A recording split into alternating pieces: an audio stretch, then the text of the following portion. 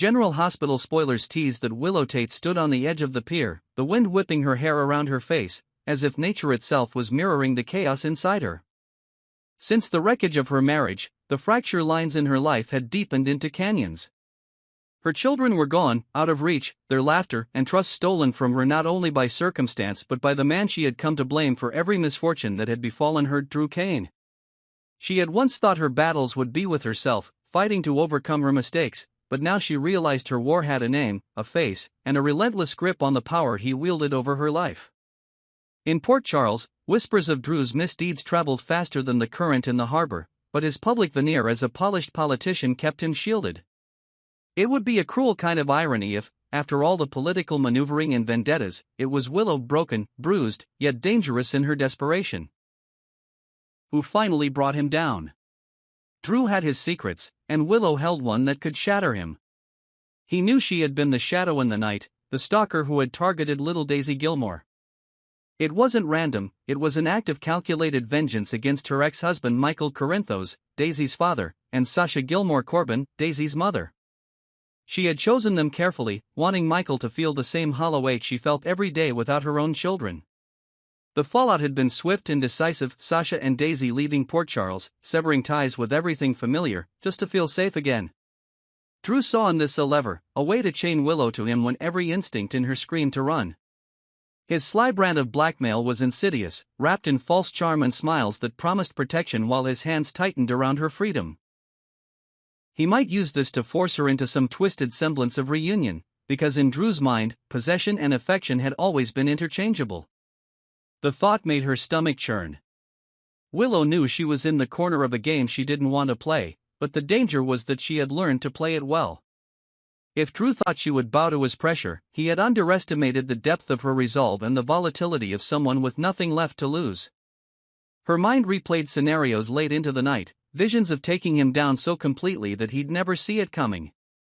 She knew exactly how dangerous she could become when survival demanded it. The idea of Drew on his knees, whether figuratively in disgrace or literally in her control, was intoxicating. It wasn't just revenge anymore, it was about reclaiming the pieces of herself he had tried to keep crushed under his thumb. Curtis Ashford was one name that surfaced when she considered allies. He had his own grievances with Drew, ones that smoldered just beneath his usually composed exterior. Drew had once held Curtis's family under the weight of blackmail, and though Curtis believed the threat had passed, he also knew Drew's capacity for making it return with one cold smile. Trust was fragile here, but shared enemies had a way of building alliances out of thin air. Curtis had resources, connections, and a quiet steel in him that Willow respected. She imagined going to him not as a victim but as a co-conspirator, laying out her plan in a low voice over the clink of glasses at the Savoy, their eyes scanning the room for anyone who might be listening. Then there was Nina Reeves. Nina's betrayal had been personal, she had slept with Drew, a wound that had not healed easily in Willow's mind. Yet Nina's history with Drew was its own weapon. If Willow could see past the bitterness, she might find in Nina someone equally eager to see Drew stripped of the power he clung to. Redemption was a currency in Port Charles, and Willow could offer Nina a chance to spend it by helping bring down the man they both had reason to despise. Willow's internal struggle was constant. Every morning she woke with the vow to be a better person, to rise above the temptation of revenge. And yet each encounter with Drew, each smug glance and veiled threat, made that vow feel more like a hollow prayer. She could feel herself being pulled toward the edge, wondering if there was satisfaction to be found in crossing the line she had tried so hard to avoid. The possibilities danced in her head, dangerous and thrilling. Would she betray Drew with information so damning it would end his career overnight? Or would she take a darker route, imagining him bound and helpless, each day a reminder to him that he had chosen the wrong woman to corner? The latter was an image she pushed away quickly, yet it returned like an unwelcome echo. For now, the city moved around them, unaware of the quiet war being plotted in the spaces between polite conversations and political appearances. Drew believed himself untouchable, and Willow let him believe it, for now. The truth was, the storm gathering inside her had only just begun to take shape, and when it broke, it would be unlike anything Port Charles had ever seen. Willow's plan began to take shape quietly, like the tide creeping up ashore unnoticed until it was already at your feet. She knew that any misstep could put her directly under Drew's control again, but she also recognized that the man's greatest weakness was his certainty that he was smarter than everyone else in the room. She could use that. Her first move was to let him believe she was folding under the pressure. The next time they met, she made her eyes linger on the floor, her voice softer than usual, as though shame and fear were starting to choke her. Drew, predictably, softened just enough to believe his trap was working, and that was exactly what she wanted. Meanwhile, Curtis began to notice her change in demeanor. He had seen too many people in Port Charles try to keep their pain buried, only to let it explode when they were alone. When Willow sought him out under the guise of casual conversation, he recognized it for what it was, an opening. She didn't speak in specifics, not at first, but there was enough in her tone for Curtis to know that she was circling the same man he wanted out of their lives. Curtis's mind started piecing together how their shared goals could align without drawing suspicion. Nina was harder to approach. There was still bitterness between them, unspoken but sharp, and Willow understood that trust could not be forced. Instead, she waited for an opportunity. It came sooner than she expected. Nina, overheard in the Metro court talking to a contact about having something on Drew, became the key to cracking the wall between them. Willow intercepted her outside, not with accusations, but with an observation. They both knew what Drew was capable of, and neither of them could stop him alone. That was the first time Nina looked at Willow not as an enemy, but as someone who understood the weight of betrayal. Drew, oblivious to the threads being woven against him, continued his careful dance of blackmail and manipulation. He was convinced that his hold over Willow was unbreakable, that the knowledge of her actions against Daisy was enough to keep her tethered indefinitely. But what he didn't account for was her growing network of quiet allies. Curtis began digging into Drew's financials, knowing that if they could link his political maneuvers to any illicit dealings, they'd have leverage strong enough to make his threats meaningless. Nina, on the other hand, began whispering to people in Drew's orbit, sowing small seeds of doubt about his motives. It was subtle enough not to raise alarms, but effective in creating tiny cracks in his carefully polished image. Willow herself played a long game, feeding Drew just enough personal vulnerability to keep him from questioning her loyalty while slowly gathering her own arsenal of evidence. She replayed old conversations in her mind, cataloging every slip of the tongue, every veiled threat he had made, and every name he had mentioned in connection with his schemes. Each piece, on its own, was small. Together, they could paint a picture ugly enough to ruin him. Still, the danger was real. Drew was no fool, and the closer they got to exposing him, the greater the risk he would sense the shift and retaliate. Willow knew she had to strike in a way that left him no chance to recover. She imagined the day vividly. Drew, standing in the glare of unwanted cameras, his words tripping over themselves as the truth unfolded. She would be there, not gloating, but watching the man who had tried to control her crumble under the weight of his own arrogance. But she also considered another ending, one that didn't involve the public at all. If she played it right, she could dismantle him from within, cutting off his resources, isolating him from his allies, until he was just a shadow of the man who once thought he could own her fate. Curtis and Nina's involvement deepened as the weeks passed. Curtis found a lead connecting Drew to a private account overseas, and Nina uncovered a series of messages that hinted at his coordination with less-than-legal operatives. The evidence wasn't yet explosive, but it was combustible, ready to ignite if placed in the right setting. Willow kept her focus sharp, resisting the temptation to act too soon. The difference between victory and ruin, she knew, would come down to timing. Every night, as she planned the next step, she felt the old version of herself slipping away. She wasn't the same woman who had once been broken by loss. She was becoming someone who could stand in the fire without flinching, someone who could not only face Drew Kane but beat him at his own game. And in the quiet moments, she found a strange kind of clarity.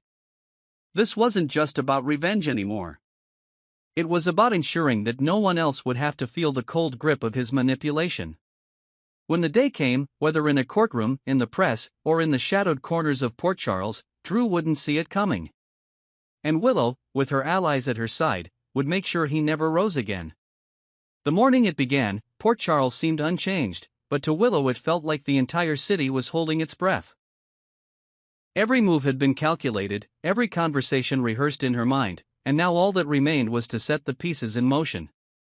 She started with the quietest push. A confidential packet slipped into the hands of a reporter with a reputation for exposing corruption. It contained just enough of Drew's dealings to demand questions but not enough to reveal her as the source. That same afternoon, Curtis met with a contact in law enforcement, passing along information about the offshore account and the suspicious transactions tied to it. He made sure to frame it not as an accusation, but as a lead worth following. Nina played her part with icy precision, arranging a casual conversation with one of Drew's most trusted political donors. With subtle remarks and calculated expressions, she planted doubts that would fester quickly. By the end of the evening, word was spreading in the political circles that Drew Kane might not be the clean, principled figure he portrayed. Drew, at first, dismissed the chatter as the natural byproduct of his ambition. But by the second day, he noticed something different. Calls went unanswered, meetings were postponed, and even his allies began avoiding his gaze. The veneer of control that had always protected him was beginning to crack. Willow kept her distance, feigning ignorance. She allowed Drew to come to her, to watch him search her face for reassurance that she was still under his thumb.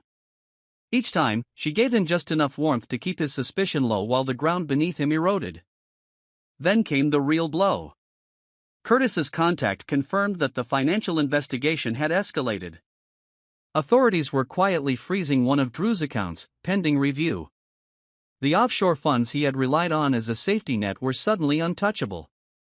At the same time, Nina's whispers had done their work. Key supporters began withdrawing public endorsements, citing personal reasons but clearly reacting to the growing cloud around him. The third act of Willow's plan was the most dangerous. She arranged an anonymous message to Drew, hinting that someone in his inner circle had betrayed him. The note suggested that the evidence against him was about to surface, and that his only hope was to step away from public life before the damage became irreversible. The paranoia took hold quickly.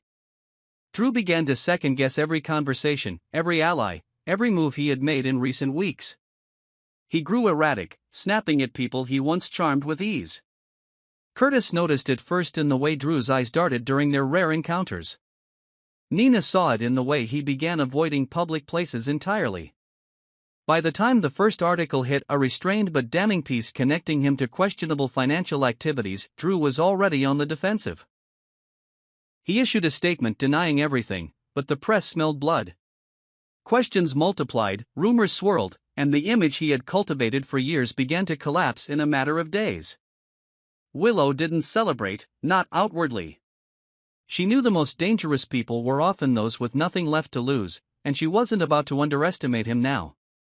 But privately, she allowed herself the smallest flicker of satisfaction. He had built his power on fear and manipulation, and now it was slipping through his fingers. The final confrontation came unexpectedly. Drew showed up at her door one evening, his face drawn and pale, eyes hard with desperation. He accused her of orchestrating the storm around him, demanding to know who was helping her. Willow didn't deny it. She didn't need to. Instead, she told him, calmly and without a hint of fear, that he had underestimated her from the beginning. That every time he thought he had control, she had been taking it back piece by piece. And that now, no matter what he did, he would never be able to rebuild what he had lost. There was a long silence, and for the first time since their tangled history began, she saw something in his expression she had never seen before: defeat. He left without another word, and within a week, he announced he was stepping down from his political position for personal reasons. Rumors swirled about where he might go next, but Willow didn't care. For her, the fight was over. Curtis and Nina, though never friends, shared a quiet acknowledgement that they had done something rare in Port Charles. They had removed a dangerous man without bloodshed. Willow walked through the city differently now, shoulders squared, gaze steady. She knew there would always be whispers about her past, about the lengths she was willing to go, but she also knew that she had protected herself in a way she once thought impossible. Drew was gone, at least for now, and with him went the shadow he had cast over her life. She didn't know what the future would bring, but she was certain of one thing: she would never again let someone like him dictate her fate. The quiet triumph of that thought was enough. In the shifting alliances and endless intrigues of Port Charles, that was a rare and precious victory, and Willow intended to keep it.